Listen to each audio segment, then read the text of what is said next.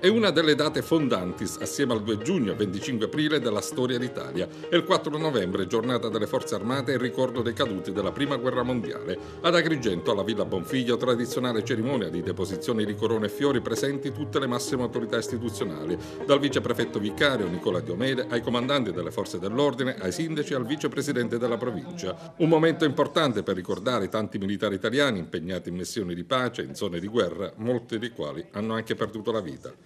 Il significato innanzitutto è rispetto ed omaggio alle forze armate ed a tutti coloro che perdono la vita,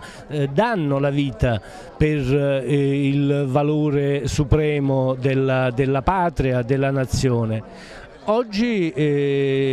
ancora di più questa ricorrenza si può ritenere attuale ed importante perché le forze armate in scenari diversi sono impegnati appunto in campo internazionale per assicurare la pace. Dopo la lettura dei messaggi del Presidente della Repubblica Napolitano e del Ministro della Difesa, è seguito l'inno nazionale e canti patriottici dagli studenti dell'Esteneto ad indirizzo musicale, un'occasione per le nuove generazioni per ricordare il passato e per costruire il futuro. Sia il messaggio del Presidente della Repubblica che quello del Ministro della Difesa sono stati, credo, illuminanti sul significato profondo di questa giornata, una giornata che guarda al passato, ai nostri caduti, a coloro che si sono sacrificati per la nostra patria, ma guarda anche al futuro,